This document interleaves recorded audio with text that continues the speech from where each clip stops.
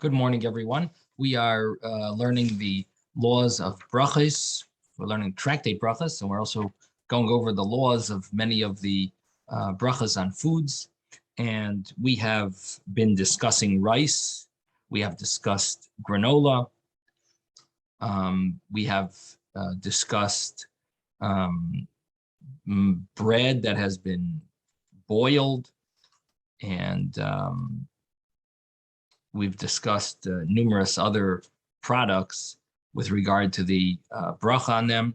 We also discussed the question of items that are similar to rice. Rice is very unique.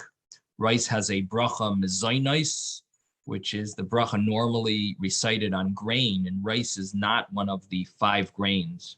And yet it's given that bracha of the grain because it is considered mazoin. We thank Hashem who created or who creates and created types of sustaining foods. And the rice, although it does have this special bracha in the beginning, but in the end, after one eats it, you do not recite the special bracha that we recite on wheat products or other grain products, oat products, or rye or spelt or barley. The after bracha on rice is only a bari nefashos. It's the simplest bracha, the simplest after bracha. And it's a all-inclusive, so to speak, after. It's a very inclusive after bracha. And rice doesn't get that special bracha. That bracha is only for the 7 species, and included in the 7 species are these 5 grains that get it, and some fruits. But other than that, only those get that special after bracha. But the first bracha, which is surprising, for rice, we do give it a special bracha of Beirei Mine Mezainis. Really, logically, rice should only have the bracha of Ho'adama. Should only have the bracha because it's like a vegetable. It grows from the ground. All things that grow from the ground and not on trees would get the bracha Beirei Pri Ho'adama, Hashem who creates things from the ground. And the question that one of our participants asked, Simone had asked, what about other grains that seem to give they give some type of sustenance? They are definitely sustaining foods, sources of sustenance. People, so to speak, live on them. And for example, I mean, I would think a good example would be quinoa. It's a very popular grain nowadays. And possibly kasha. People in Russia used to live on kasha. At least that's what we're told. And they didn't have bow ties with it. They had straight kasha. Or maybe they did have bow ties, but I always assumed they had, people lived on kasha. So the question is, these are grains that possibly in the time of the Talmud, in the time of the Shulchan Aruch, maybe they weren't so popular, especially quinoa. Supposedly it was something that they found, last generation. But these grains are sort of new grains. They're very sustaining, very primary sources of people could, so to speak, live on them. Would they possibly get the bracha Beirei Mine Mezainos? Now, so what I wanted to do was share with you something from the Torah and then read the Mishnah Brura and the Shulchan Aruch. So the Torah writes, actually, I should mention another example of that. What we're talking about would be chickpeas, because chickpeas does have, they make chickpea flour and they make cookies out of chickpeas and probably breads out of chickpeas. So this is a interesting question. Now, what bracha is rice bread? So rice bread would get the bracha of mezainos, and And interestingly enough, the after bracha for rice bread would be bayrei nefashos, would be that general after that bracha, that the most simplest after bracha. So, but it does get that bayrei min mezainis. It gets that special bracha, rice bread. Now, so in the Torah, they bring down, what about bread made from millet? And he brings from Rav Alphus that the Rif, that the bracha would be shahakol, and the same thing the Rambam writes that it would be shahakol. The Bahag writes that it would be bari pri ha'adama, and the Rosh says that it should be the same as millet, should be the same as rice, and because it's it not only it does it give sustenance, it's sustaining, but it's also satisfies the heart, it satiates like rice. And he says, therefore, the first bracha, the beginning bracha should be mezainis, the bracha before it, and the after bracha would be bayrei nefashos.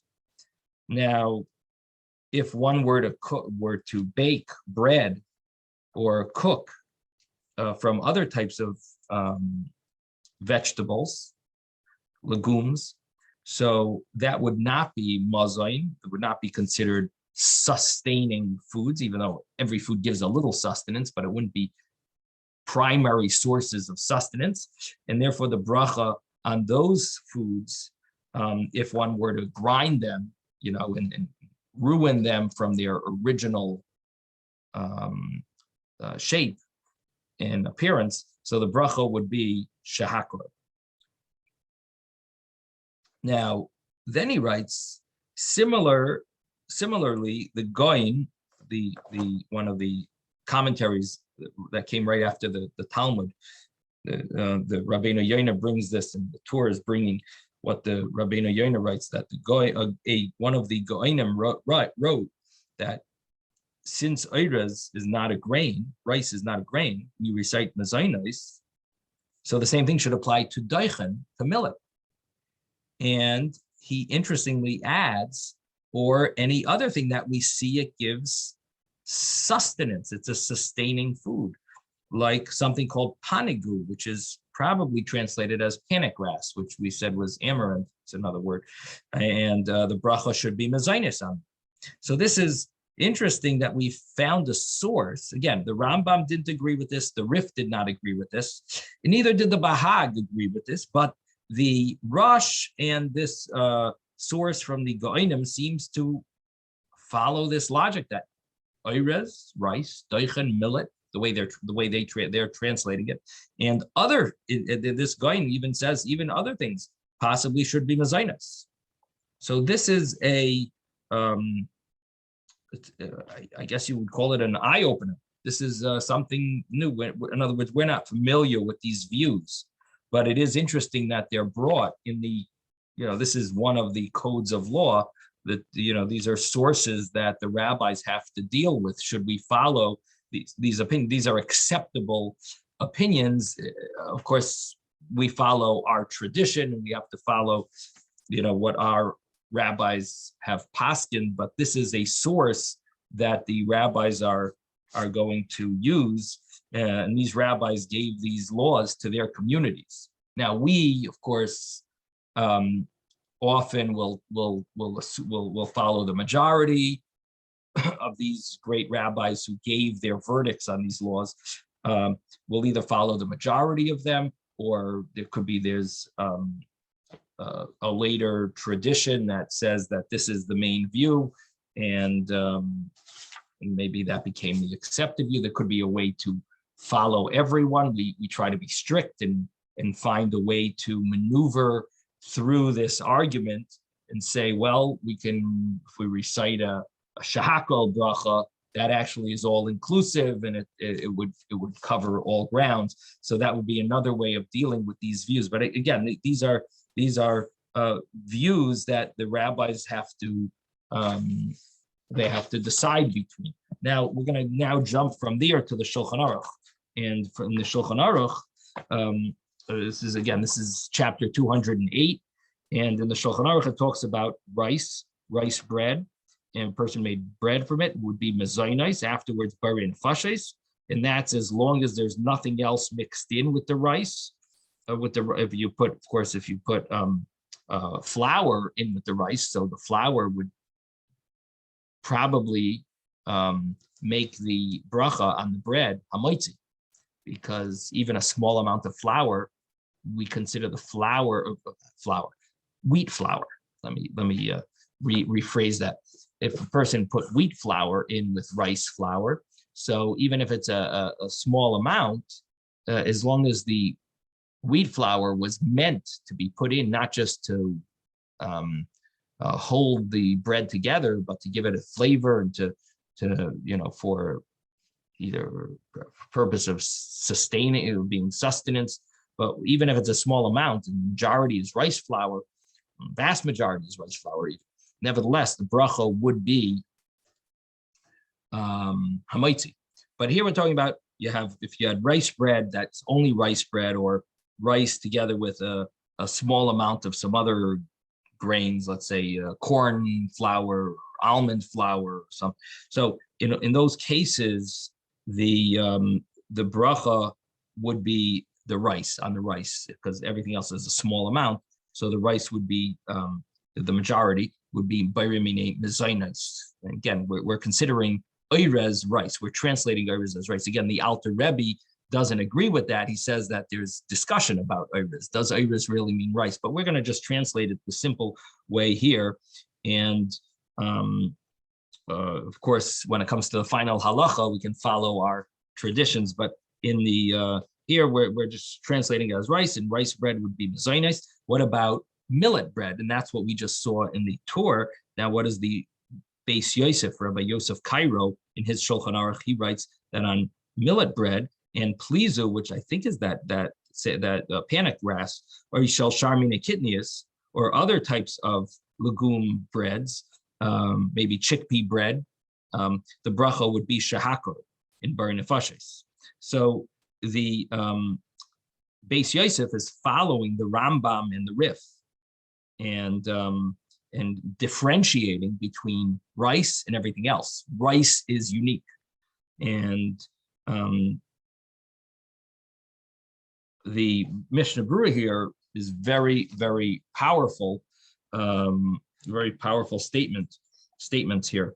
So let's take a look. So he writes, number one, he writes that the rice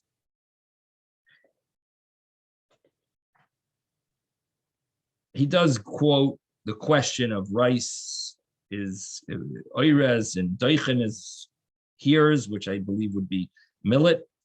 And he says some say it's the opposite. Therefore, some are machmir, some are careful to cover all grounds, only eat rice or millet within a meal, or recite the bracha shahakol. And then he brings a lechem chamudos that he says, in general, we always say that oirez is rice and daichen is millet. And he says it's also proven that way from the Birkei Yosef, Mata Yehuda, and he also finds it in the Ma'aser Rav, which means the Vilna Gaon, from the way the Vilna Gaon followed, that rice is oirez. And so the Mishnah Berurah seems to rely on the fact that there are a lot of opinions that all agree, a lot of scholars that all agree that rice would be oirez and daichen would be millet. So he's not taking into consideration in the final, in his final opinion, it seems that he's willing to rely on that. And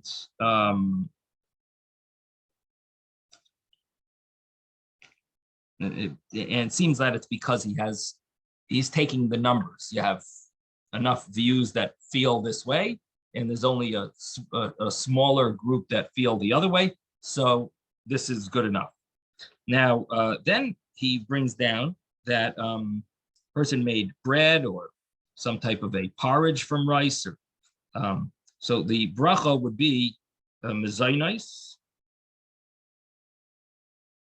because it satisfies and it satiates just like the 5 types of grain. And it's better than other types of kitnius, of legumes, but nevertheless, it's not considered bread to recite a hamaitzi, but it does have those benefits. Now,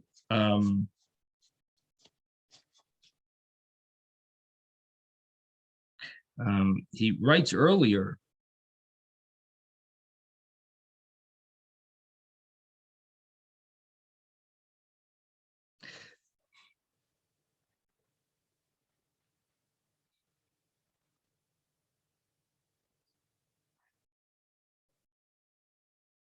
oh, he writes later. Okay, I'm looking for something else here. I found it. It's right here.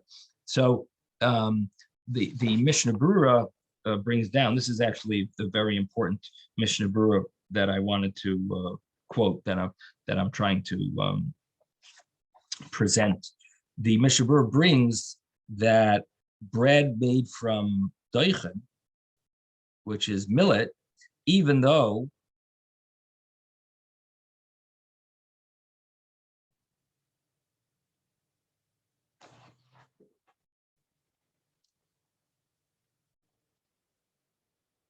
in rice made from the bread made from millet, even though millet is it's a vegetable, it's a legume, it's a vegetable that comes from the ground. So you would think if you would bake bread, if you would make flour from it and then bake bread, you would think the bracha should at least be boirei pri ho'adama, creates fruit from the ground. And why are we saying it goes downhill to only get a shahako? And on this,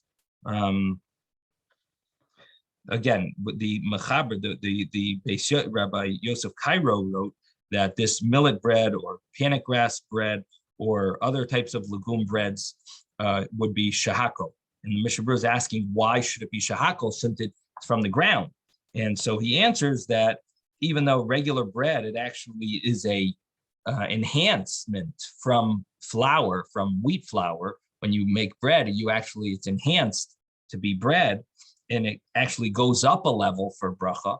And here we're actually saying the opposite, that when you make millet bread, it gets lower a level. Nevertheless, the reason is because it left the category of being a vegetable, a pri, and you can't say bari pri adama anymore because it has changed in its form, been ground. And now you want to recite hamaitzi, you can't do that either because that's only on the 5 species of grain. So therefore, you recite the bracha shahar. So it ends up going downhill. Again, if it would be a real grain, it would have actually gone uphill a level because you would now recite a special bracha, hamaitzi lechem min haaretz, who brings bread out of the ground, and we would be thanking Hashem for the bread. But this is not really called full-fledged bread. And we can't recite a mezainos on it. Only rice gets that special privilege. And so this is millet or panic grass or other legumes, chickpea bread. This would not have, it would be shahako. And it's possible also to say that the reason is not only because it's ground, but also that it loses its bracha ha'adama because people don't usually eat bread made from millet or from chickpeas or from amaranth. Therefore, you recite shahak.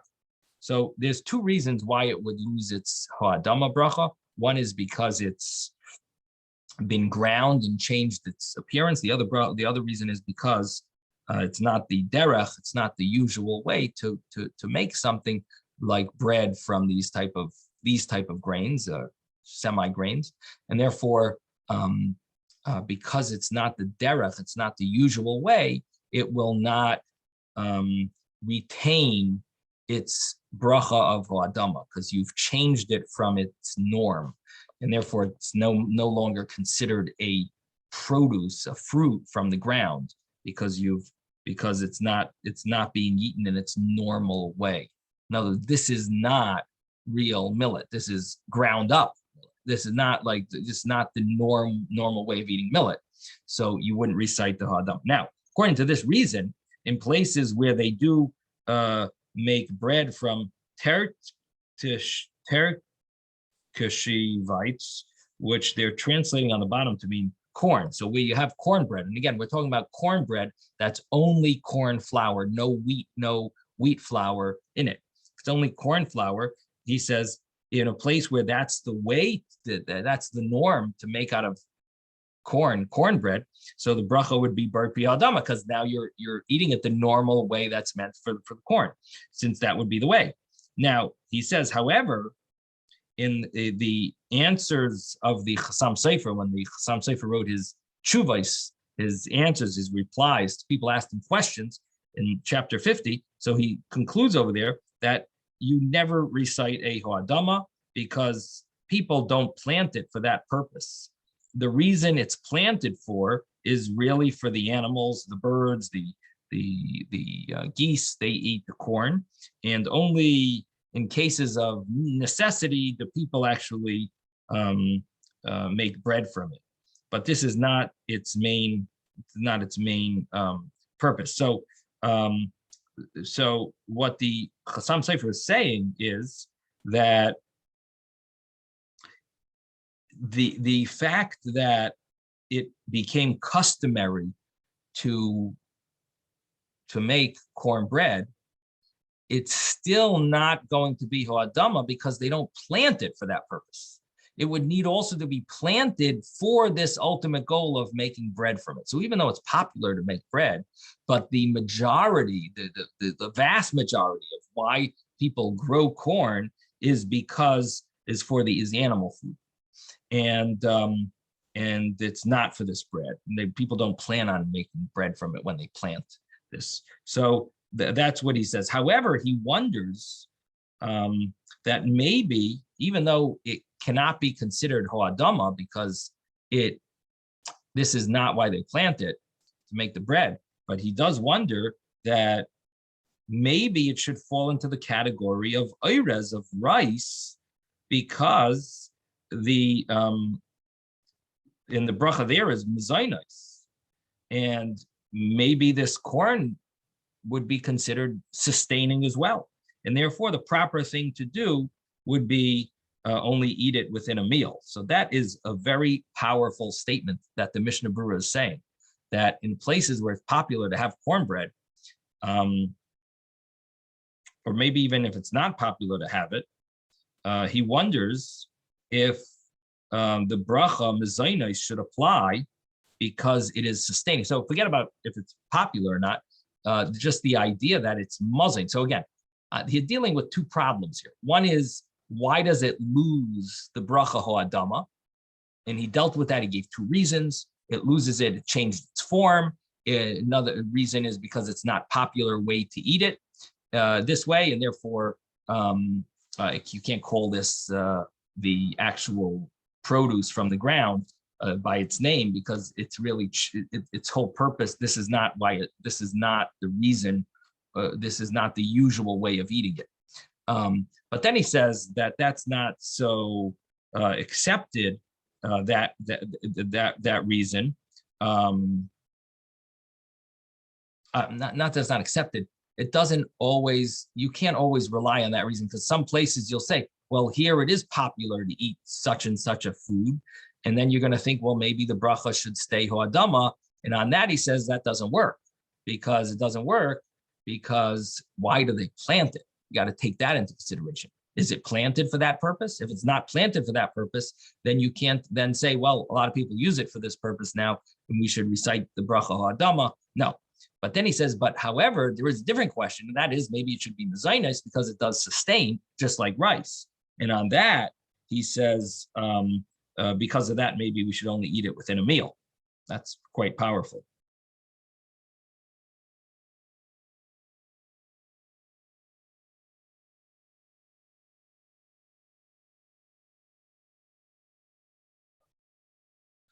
Now, the interesting thing is there is a bir halacha maybe that we'll talk about tomorrow, Yatz Hashem, and we'll go through what he adds over there. Mishnah Berurah wrote the Biur Halacha. It's a more in-depth discussion over there.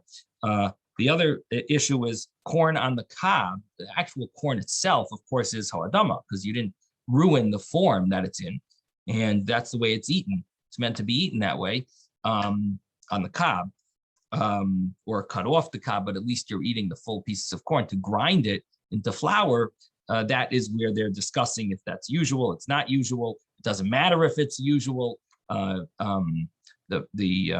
fact is it loses its appearance. That's one point. Or even if it's usual to eat it that way, it still would not keep the hadam if you ground it, because it's not planted for that purpose. Now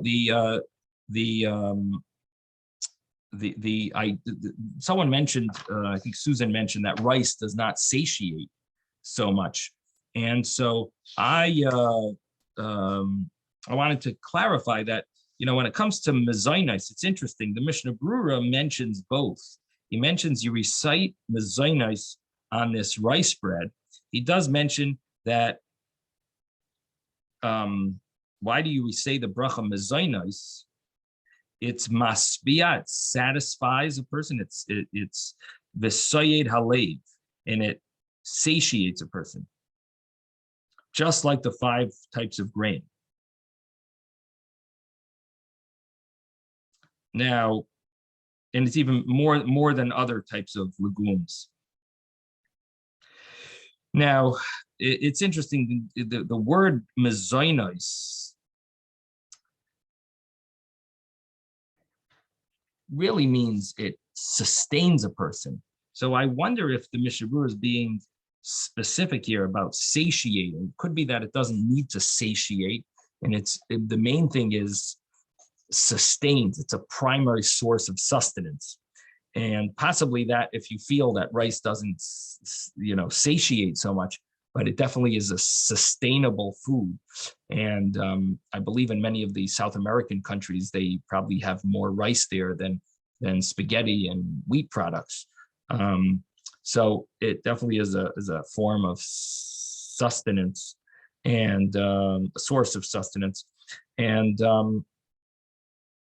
interestingly enough, one of the questions that came up that one of us was asked here was about white rice, about white flour, because white flour, sometimes rye bread is very sustaining, satiating. I mean, you really feel it. But sometimes they make this white flour, this white bread, that's like it might be soft, but it's like full of air. It's like there's almost nothing there. You don't feel like satisfied. You could eat 10 pieces. You just don't, it just doesn't seem to satiate you. And I don't know how much sustenance it gives. I mean, they remove all the bran and they remove the good stuff from it, and then they bleach it. So who knows what chemicals they're adding to it. And so it is interesting. I mean, obviously we know that we recite a hamaitzi on it, being that it's, that it's wheat, but the question is does it really fall into the same category as they used as when the rabbis established the brachas, would they really have established the bracha on these type of breads? I mean, some of the breads, they fall apart. They're just so, it depends. I'm talking about a very white bread, commercial, bread where they really like kill any vitamin and sustenance. And obviously rye bread would be different, or bread made, sourdough bread, of course, those are very sustaining breads, even satiating breads. But there are breads that maybe aren't much. So it's interesting that they our tradition, and it seems like this is the law, they still get that bracha of hamaitzi lechem and aretz. They are considered sustaining. I mean, the verse says that v'lechem levav enosh yisod, bread does sustain. It satiates, even it satiates a person. But my only question is, would they have called our bread bread, but I guess, yes, I guess somehow it does give some type of sustenance. In any event, that gives us enough to think about. That at least what we found here is that the Mishnah Berurah is concerned about cornbread, and that maybe there are some other types of foods that could have the same law as rice. There definitely are other grains, types of grain that they don't want to give that same category. Different legumes that if you made bread out of, let's say you made bread out of peas or